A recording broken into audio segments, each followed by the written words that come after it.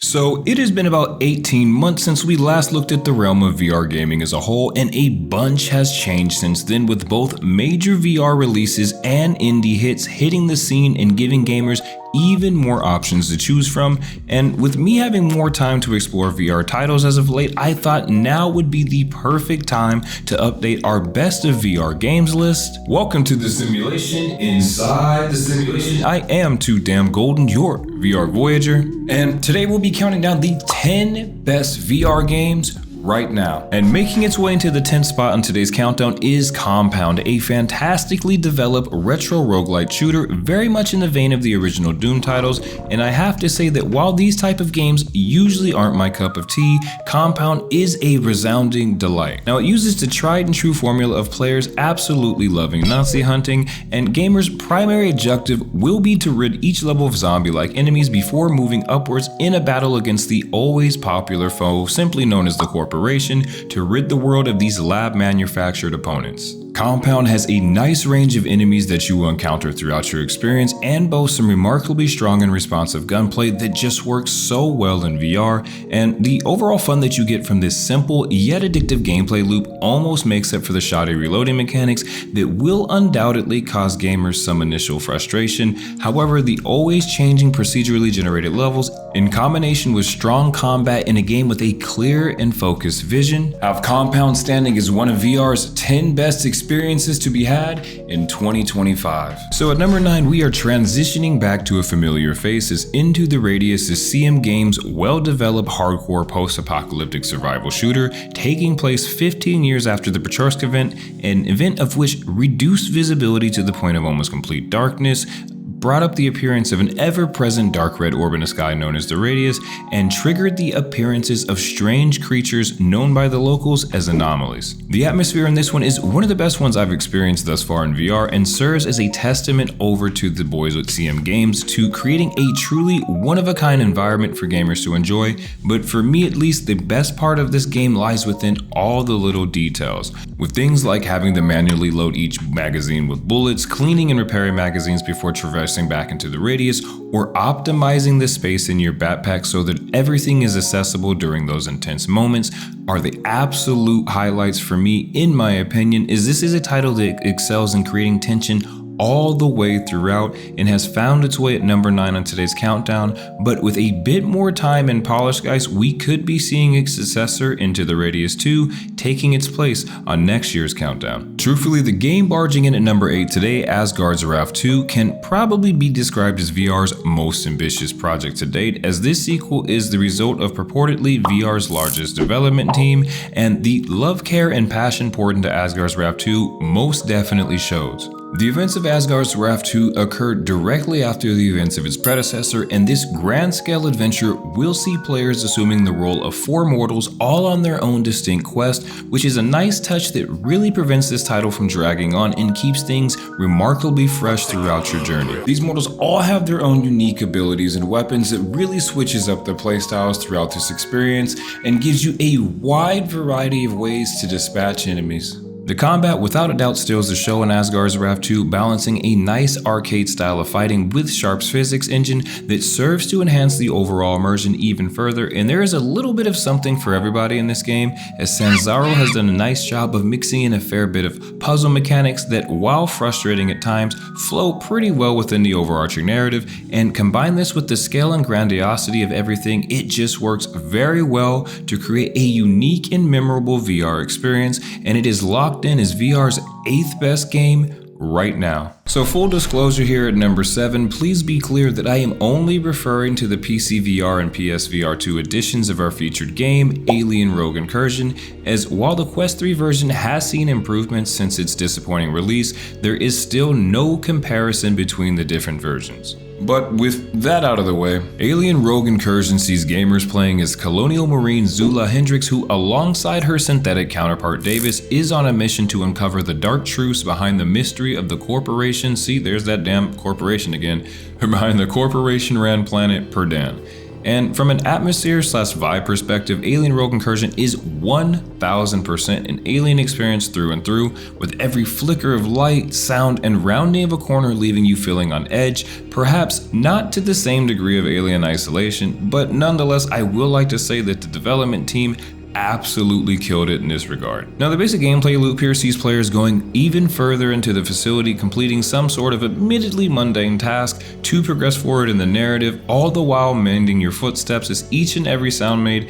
is an alert to the nearby aliens. Not really necessary, as it does, they're on a timer, guys. You're gonna see a lot of aliens in this one, so if you're looking for action, this is the one for you. But gamers will simultaneously shift between unloading multiple rounds into admittedly easy to kill xenomorphs and trying to avoid the aptly named facehuggers from latching onto your skull. However, I will note that once you learn the one or two tricks that these guys have to offer, that they, like the xenomorphs, are pretty damn easy to take down as well, albeit I will note that these were very nicely designed in terms of animations and character modeling. The narrative journey taken by Zula and Davis is absolutely fantastic, with the depth, stakes presented, and overall emotion evoked, putting this one in the upper echelon of VR narratives and making it the star of the show within the title.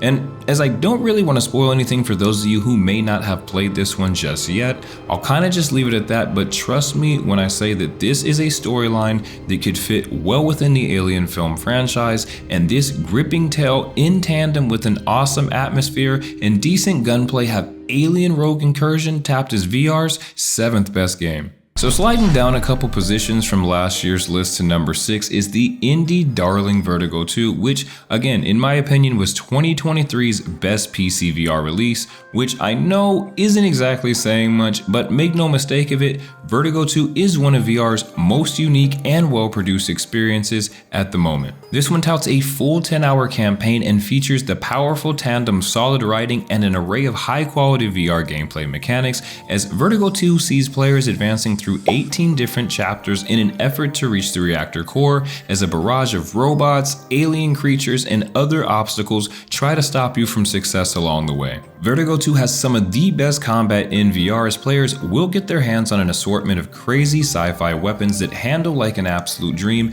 and it does strike a good balance between realism with distinct recoil and crosshairs for each weapon, and maintaining that fast-paced, arcade style of gameplay that I personally enjoy. The worlds in this one are beautiful and vibrant, giving off a Half-Life meets Rick and Morty vibe in a world full of rich color and visually pleasing aesthetics. But folks, simply put, Vertigo II is an amazing title and hopefully serves as proof that there is still life in the native PC VR sphere moving forward, and will encourage developers to keep producing for this space, so be sure to check this one out if you haven't already done so. In at number 5 today is Lone Echo, which is one of those early VR titles that just did things right, sort of like a Robo Recall or Arizona Sunshine, as Lone Echo still to this day is a must-play VR experience. This interstellar space epic will have fans of single-player narrative-driven titles clamoring, as players will take on the role of an Echo 1 service android nicknamed Jack, who serves under the command of the human Captain Olivia Rhodes. And guys, at its core, Lone Echo is a space exploration adventure title centered around Jack investigating a strange anomaly near the Kronos 2 mining station currently orbiting Saturn, and things quickly go awry in this fantastically crafted experience. Now, I'll just go ahead and say this, folks, Lone Echo has the most satisfying movement in all of VR, utilizing dual rest thrusters to temporarily jettison Jack in any given direction, as well as the ability to grab almost any surface and move along or push off of the surrounding environment to float seamlessly or dash about. And for those of you who played Echo Arena back in the day,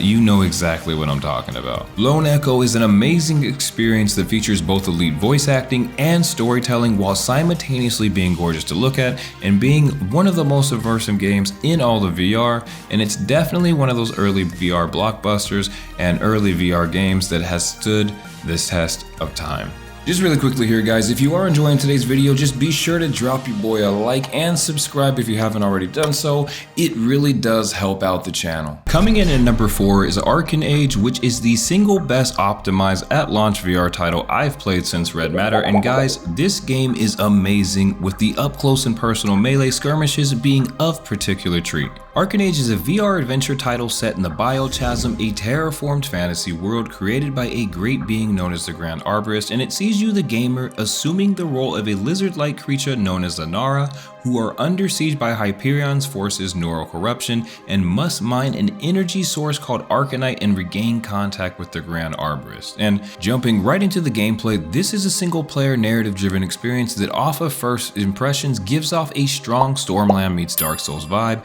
in terms of the open-endedness of the exposition itself, and a fair bit of exploration with gamers being able to find various weapon schematics, runes, and other hidden treasures along the way in a capacity that genuinely feels rewarding yet challenging, and it serves to add to what already feels like a very well thought out and complete experience. But make no mistake of it guys, the combat steals the show with this one and possesses a nice mixture of melee and ranged encounters, with most of my joy personally being felt by the sheer visceral nature of the melee combat, particularly with the physics quality being on full display here, as blocking and counter striking both feel fantastic, and truthfully Arkan Age may in fact have VR's best pairing system, as oftentimes in VR I find it difficult to find that sweet spot tracking wise in terms of successfully completing a parry, but the melee combat in particular runs buttery smooth and the gunplay is nothing to scoff at as well. Arkan Age is truly tremendous, utilizing sharp melee combat in conjunction with vast customization options to craft unique playstyles, and it certainly has carved out its place as a top tier VR adventure title,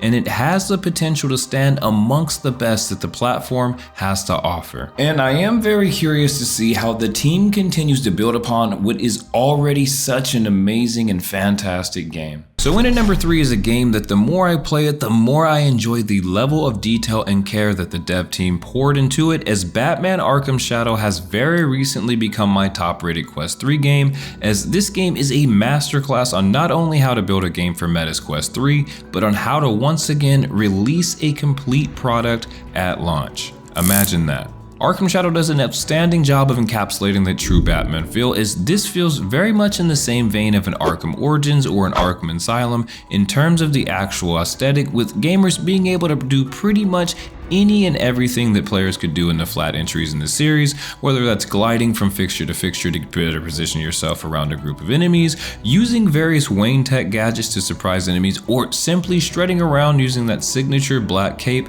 This is very much an authentic Batman experience, possessing some of the strongest hand-to-hand combat that VR has to offer at the moment, as gamers will throw a variety of different punches in an effort to complete combos via well-designed prompts appearing on screen indicating either punch locations or evade indicators, complete with special moves to master, and this is a combat loop that changes things up enough to prevent that dreary feeling of repetitiveness. Guys, I can confidently say that Batman Arkham Shadow is among the cream of the crop when it comes to VR titles, and whether you're a fan of Batman or not, this is a very impressive display of not only how to stay faithful to the source material, but go on enhancing and elevating the franchise to even greater heights in the process. So in at number 2 is the critically acclaimed Resident Evil Village, and longtime viewers of the channel know that this is a title that I absolutely adore, with only the Resident Evil 7 mods surpassing it in terms of mood in my opinion, but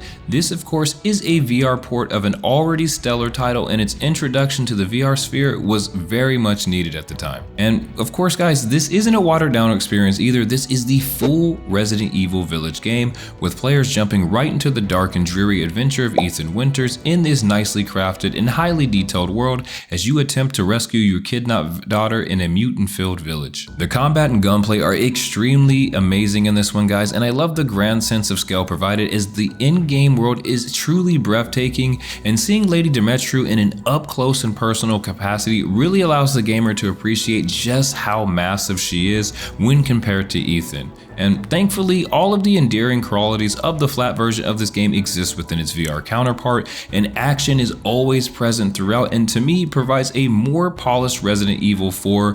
kind of take to it, as opposed to the slow build of a constant uneasiness that Resident Evil 7 Biohazard provided. But seriously guys, play this mod. I cannot stress enough just how awesome this game is in VR, and the attention to detail is very apparent for all to see, and these qualities have Resident Evil Village still pegged as VR's second best game in 2025. So before we get to our rather predictable #1 entry here are a few games that just missed the cut.